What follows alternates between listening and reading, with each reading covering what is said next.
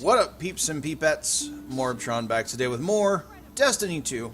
And today, the Iron Banner has again returned.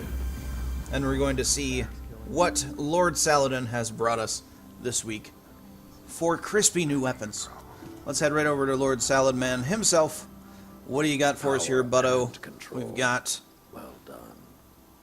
Joram's Claw, a energy pulse rifle, Ormond's Avail, a kinetic auto rifle, and Orwig's Maul, a grenade launcher. First, take a look at Joram's Claw. It is a 360 archetype energy pulse rifle of the Suros variety. It has adaptive frame, SLO 10 post, SPO 26 front, and SRO 41 ocular. I personally would suggest going with one of these two scopes, as it's going to be just user preference on them. You will not notice that slight increase in range with the SPO 26. Trust me. The SRO 41 ocular does have threat detection on it, so it will highlight enemy targets, but it's a long zoom scope, and you get the reduced handling speed. You don't really see the use of long zoom scopes in this game. You don't need them. If you like them, by all means, but you're going to be one of the few. As far as magazine goes, we have appended mag or drop mag. If you use drop mag, if you have any rounds in the chamber, in the magazine, as you reload, you lose those bullets. They go bye-bye.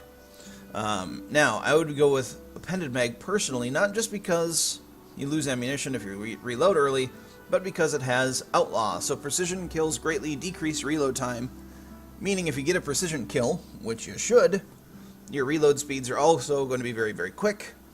Just about as quick as with drop mag, so you don't need it. You get more bullets this way, and if you land your precision kills like you should, you get decreased reload time, and the reload speed honestly isn't that bad to begin with. No worries there. It's going to be an interesting weapon to use. Its perks and traits aren't that exciting, but it might just be a good weapon overall. Have to see in the review later this week. We've got Ormond's Avail, which is the kinetic 450 RPM auto rifle. 450 RPM tends to be the most popular auto rifle, but we'll see how this one goes. It is of the Viced variety, it's a Viced design. It has precision frame, so the weapon's recoil is predictably more vertical. We've got the IS-2 Classic, which is my personal favorite scope in this entire game, just because it looks so damn cool. I love iron sights in this game. They look amazing. But if you don't want that, you have the Model 6 Loop, which is a red dot medium zoom scope. You don't need that increase in range, plus it's a medium range on an auto rifle. Mark 15 lens. No one should ever use this on an auto rifle. Long zoom scope. Nah, not a good thing. We have accurized rounds or steady rounds. If you really can't handle the recoil of this weapon, you can go with steady rounds. However, I would stick with accurized because it has under pressure. The weapon gets improved stability and accuracy as the magazine gets lower. So as you get more bullets shot out of it, it becomes easier to control the recoil, and the bullets go where you point the gun. It's an amazing thing. Bullets going where you point guns. Let's see here. Orwig's Maul is the least favorite, I guess you can call, archetype of grenade launcher. One in the mag. So you shoot once, you reload it once, you shoot it once, you reload it once, so on and so forth. This one has some interesting traits on it, though, interesting perks. Go over these here. It has got lightweight frame, so one-shot handled grenade launcher with remote detonation.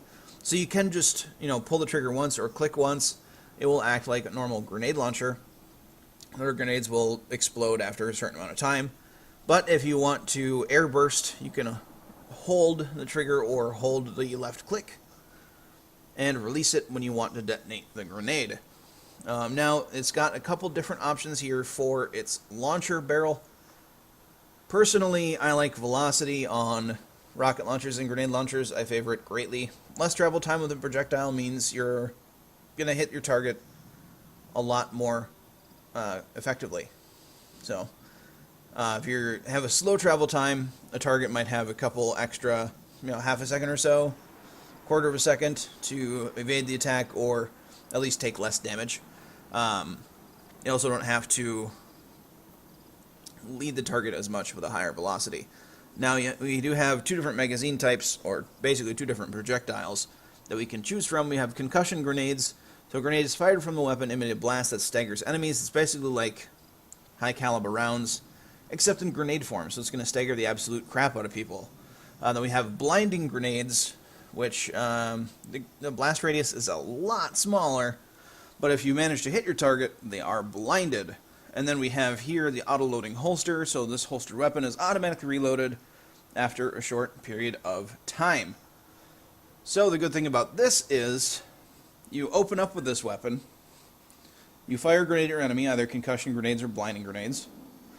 You either concuss them, and it staggers them, or you blind them, and then you switch to a different weapon to finish them off, while this weapon reloads itself. Most power weapons are used to get kills by themselves. This is more of a support role weapon, if you could call it that. Really not that great. I don't know if I'm going to review this weapon. I'm for sure going to review the other two. Don't know about the grenade launcher. Bonds can break. So I'm really not a fan.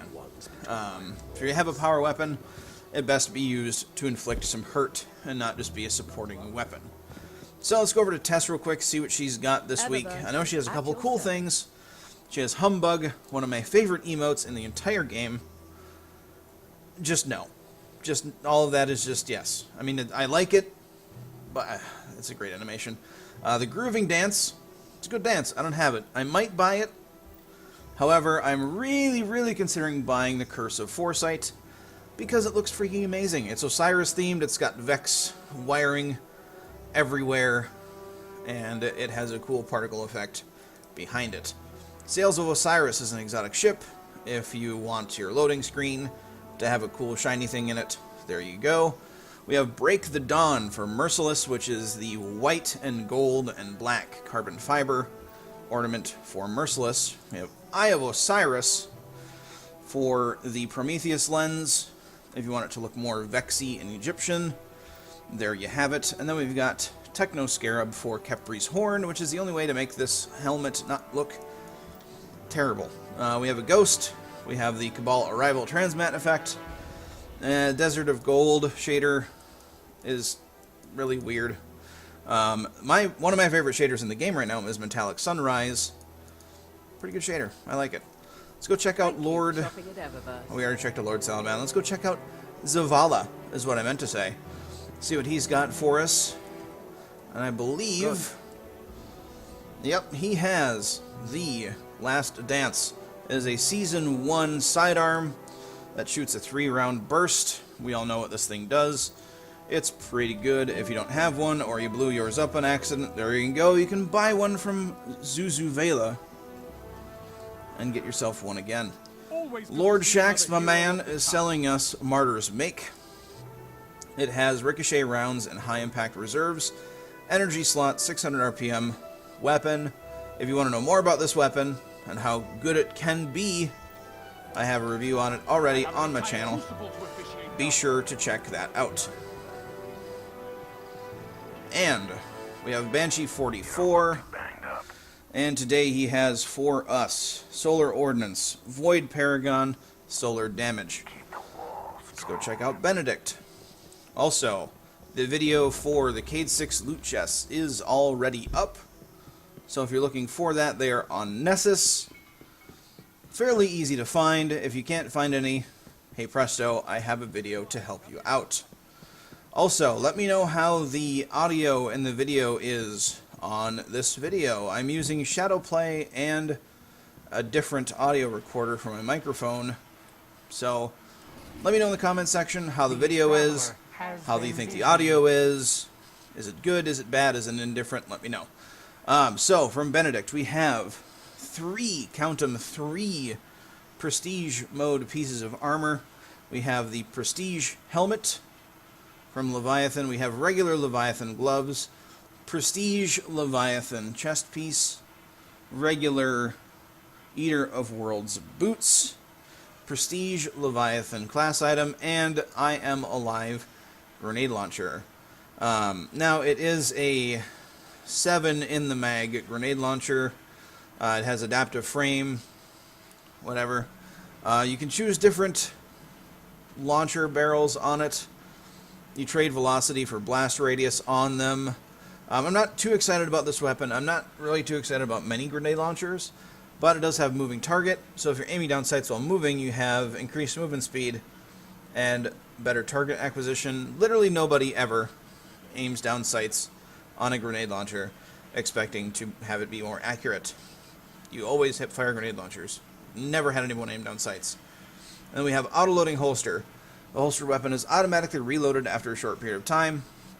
So you shoot a couple grenades off, switch to a different weapon, go pew pew pew pew, this weapon reloads itself.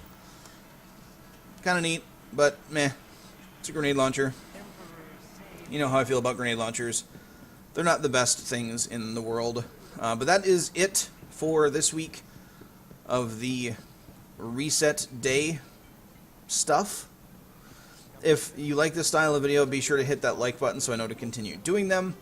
But yeah, if you have anything to say, that's what the comment section's for. Do not forget to subscribe if you want to see more of my daily shenanigans. But do not forget to have a good day, everybody, and I'll catch you all next time.